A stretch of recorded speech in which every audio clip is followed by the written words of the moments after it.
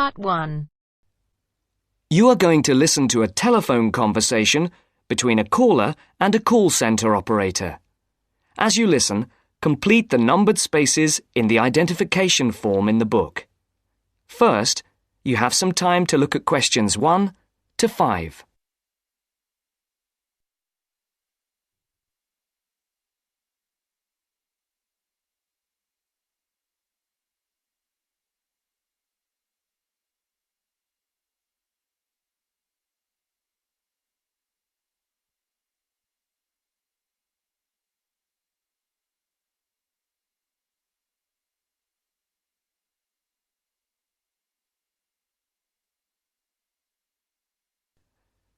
You should answer the questions as you listen, because you will not hear the recording a second time.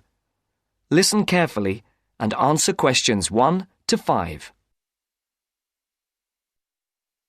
Platinum Card Service, Rebecca speaking. How may I help you? I've got a few problems with my credit card account. Okay. What is your credit card number? Let's see. It's here somewhere. Here it is. Can I just take the card number, please? Yes, it's 6992 6992 3443 3443 1147 1147 8921. 8921. Right. Can I just check that? 6992 3443 1147 8921. That's it. And your name? Carlos de Silva. I just need to check a few details for identification and security, if you'll bear with me. That's okay. And what's your postcode? SE1 8PB. SE1 8PB. That's it. Vauxhall Close, London? Yes, that's right. And the house number? 43. And can you give me your date of birth? 13th of the 7th, 63. And one further check, if I may. Can you give me your mother's maiden name? Yes, it's Moore. Is that Moore? Yes, that's it. Before the caller and operator continue their telephone conversation, look at questions 6 to 10.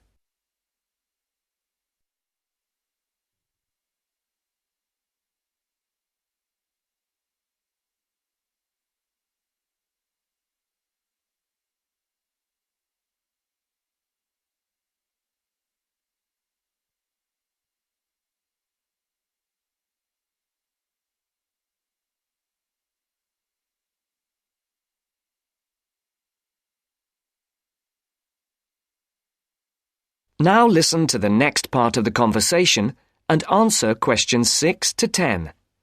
For these questions, there are 3 alternatives: A, B, and C. Decide which alternative is the most suitable answer and circle the correct letter. Yes. Now, can we get on with this? Yes, sir, certainly. I'm sure you'll appreciate that all these checks are necessary for security reasons. So, what exactly is the problem? Problems? Okay. Well, first, your computer seems to have gone mad. I sent you £500 and on the statement for the account it shows that I only paid £300. Yes. The account does only show £300 was paid. Well, I paid the £500 in at the bank and I have my receipt, and my bank statement shows that £500 has been taken from my account. Oh, I see. What I'll do is check with the bank and see what they say. OK. You said there was something else? Yes, as if that wasn't enough. My account shows that £107.27 was paid to a company called Pan Express. I don't know who this is. Let's have a look. Well, it is genuine. I can assure you it's not mine. It was made on the evening of the 12th of May. Maybe it's a restaurant bill you forgot about? There's no way that... Oh, wait, hold on. Yes. Oh, it's okay. I've just realised what it is. It is a restaurant bill. The name of the company is different from the name of the restaurant. My mistake. I'm sorry. That's okay. Was there anything else? I don't know if I dare. What is it anyway? Well, it's, the amount of interest seems to have gone up. If you look at your statement for April, you'll see that the rate went down from 16.27% to 14.99% that month. Oh, yes, you're right. Was that everything? Yes, basically it is. Okay. And can you check my payment? Oh yes, I'll do it. Can I phone you back? I'll be at home for the next 2 hours. I have to leave at 11. Right. What's your number? 020 7989 7182. Hold on. 020 7979? No, it's 7989 and then 7182.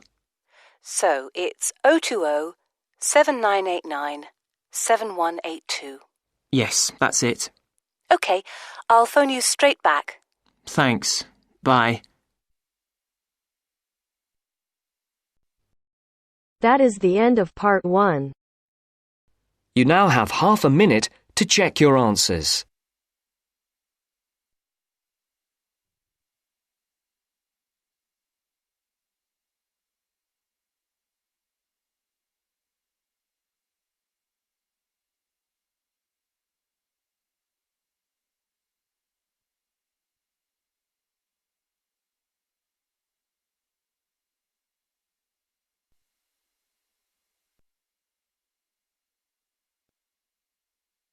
Now turns to part 2.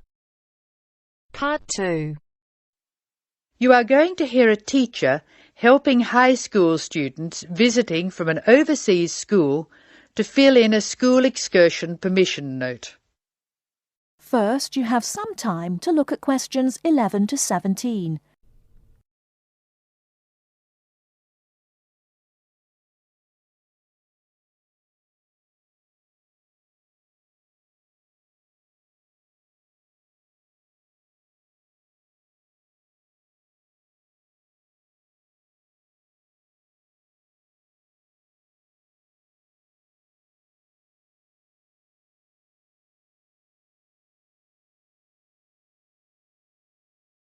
Now, listen carefully and answer questions 11 to 17. Good morning, students. My name is Mrs. Brown, and I'm in charge of the school excursion next week. Please take out your school excursion permission note so you can fill it in. For insurance purposes, this note must be signed by your guardian or the group leader. First of all, fill in the name of your class. Everyone here is in 3A, aren't they? So write 3A where it says class. We're going to the Blue Mountains, which is great. So this is the school excursion to the Blue Mountains. The day we leave is Monday. That's Monday, June 10. We are travelling by bus all the way, so we don't have to worry about changing trains or anything like that. The bus will leave from the front gate at 8 a.m. I know we usually use the side gate, but because of the roadworks we will be using the front gate when we leave. However, when we return, the roadwork will be complete, so we'll use the side gate. We expect to be back at 6 p.m. It's going to be a lovely day. Your teachers will give you tasks to do when we arrive. We'll provide fruit and fruit juice on the bus, but you must bring your own lunch. While we're on the excursion, we'll be moving around a lot in some fairly rough country. Be very careful to wear strong shoes. It's very important that you look after your feet very well. Now, does anyone have any questions they want to ask? Before you hear the rest of the talk, you have some time to look at questions 18 to 20.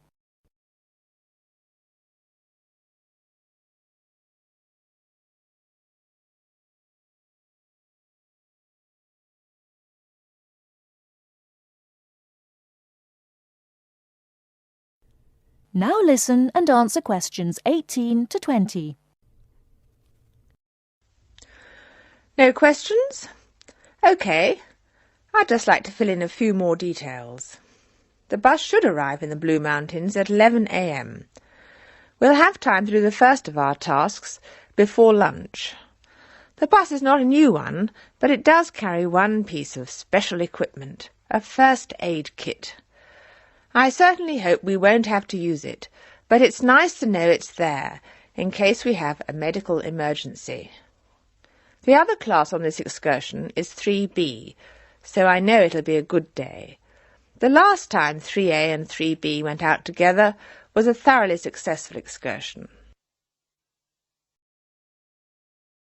That is the end of part 2. You now have half a minute to check your answers.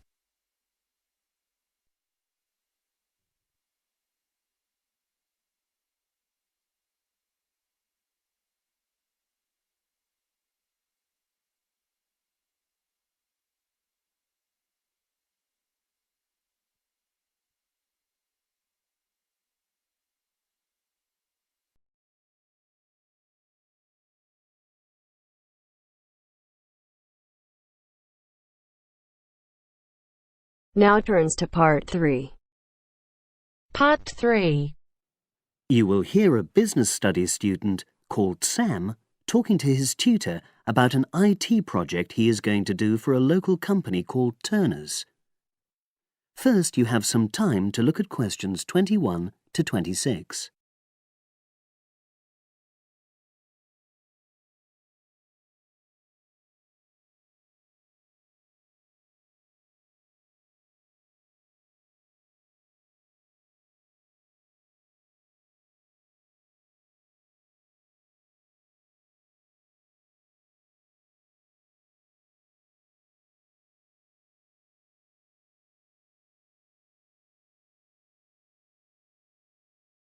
Now listen and answer questions 21 to 26.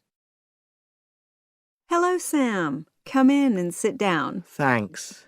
You're here to discuss your company-based IT project, aren't you? Yes, I've been to see the manager and he's given me a lot of ideas about projects that the company would find useful, but I wanted to ask your opinion about them before I choose one. Yes, that's fine. Now, this company's called Turner's, isn't it? That's right. It's a small engineering company. They make machine components for trade use. They're well established. They started in 1976, but they're a bit old-fashioned. Okay. And what kind of projects did Turner's suggest you could do for the company? Well, they want some improvements made to their customer database. The one that they've got at the moment isn't very useful in some ways. I had a quick look at it. That would be a very straightforward project, and it'd be simple enough to evaluate, but I don't think you'd get enough out of a project like that. You wouldn't learn anything new. Well, another project they suggested is to do with their online sales catalogue. At the moment, customers can look at their products, but they can't actually order them online, which must affect their competitiveness. But I said I thought it would take too long. It's quite a big task. You're right. It's too much for the time you've got. It's a pity, though. Then they want some help with their payroll system. At the moment, the way they calculate pay involves a lot of manual accounting. I suggested they could have a system where employees register electronically when they arrive and leave work, so the hours they do could be transferred automatically. I think you'd get a lot out of a project like that. It would extend your skills, but it wouldn't be too much to take on. A student did something similar a couple of years ago, but this is slightly different. Well, then they need help with their stock inventory. They do everything manually. Really? Yes, and it takes so much time. It's probably very inaccurate, too. An electronic inventory would probably be the biggest single benefit for the company. I'm surprised they haven't had it done before. I know. Then they wanted to improve their internal security.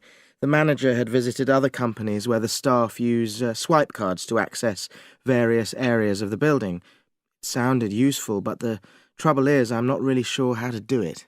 Well, I think you're right in that assessment. At the moment, it's probably a bit beyond your level of knowledge. Is that all? Just one more. Customer service. They want to be able to collect feedback from their customers in a more systematic way. At the moment, it's a bit of a mess, and they probably lose business as a result. Would that involve you going to see customers at their own premises? Because in that case, you might have to do a fair amount of traveling, and that would incur expenses that haven't been agreed with these companies. I never thought of that. Well, it might not be a problem, but it's something that needs clarifying. Well, I hope that's been helpful in narrowing down the options. Yes, it has, thanks. I'll be able to make a decision now. But while I'm here, can I talk to you about coursework? Sure. Now you have some time to look at questions 27 to 30.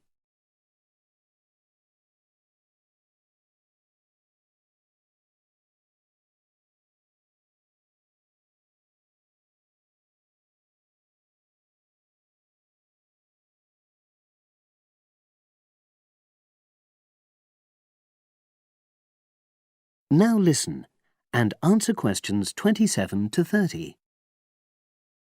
I'm not very happy about the way our group assignment is working. There are some problems. Oh dear.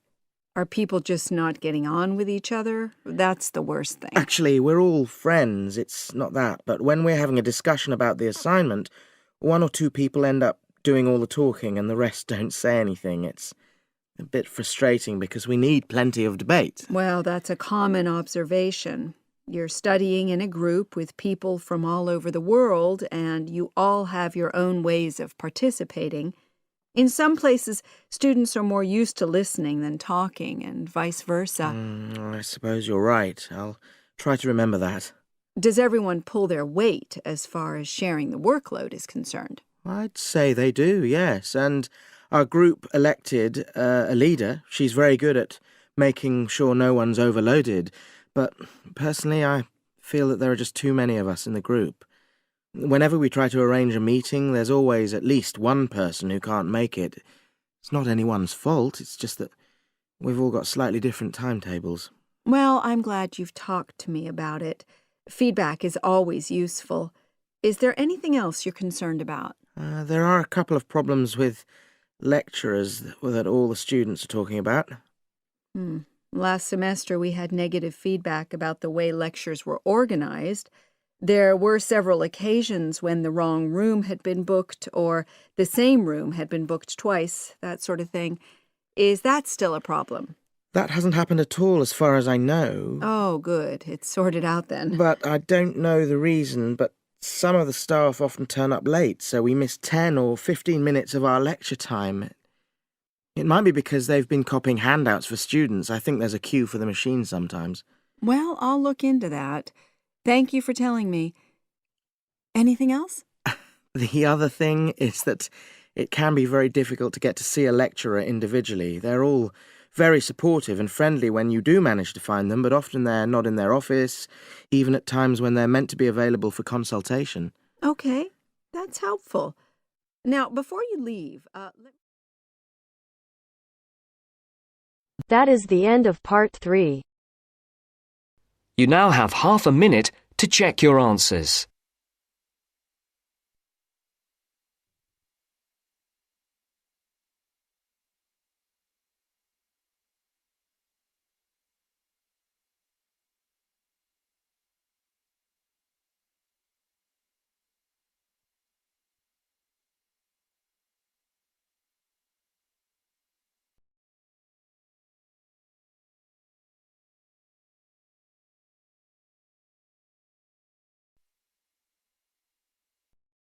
Now turns to part 4.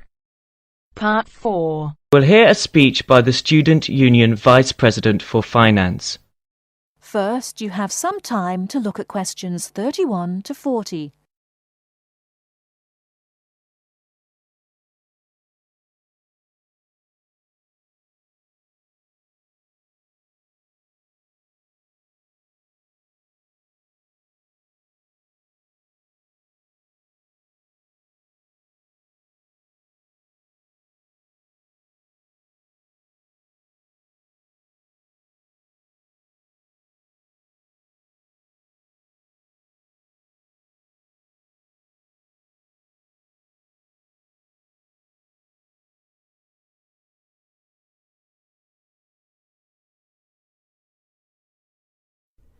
Now listen carefully and answer questions 31 to 40. Now you will hear the speech.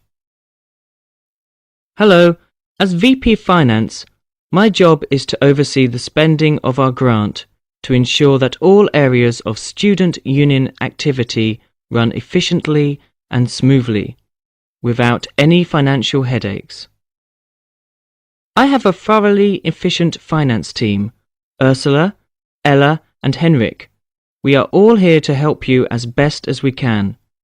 Remember that even though I administer the union's finances, it is ultimately you who has the final say in expenditure policy, either directly, through the democratic process of the general meetings, or by voicing your opinions through the Executive Finance Committee. I would like to take this opportunity to thank last year's VP Finance, Martin Curry, for his excellent work in improving the financial running of the union to what it is today. Finally, remember to enjoy yourself and to use the union facilities and services to the full. And if you're still not satisfied, come and let us know why. Extra note, in order to maximise my time as VP Finance and to give a more efficient service to students, the Finance Office will only be open to students from 11 o'clock a.m. to 1 o'clock p.m. and 2 o'clock p.m. to 3 o'clock p.m. The Cashier's Office will be open from 12 o'clock noon to 2 o'clock p.m. daily. That is the end of part 4. You now have half a minute to check your answers.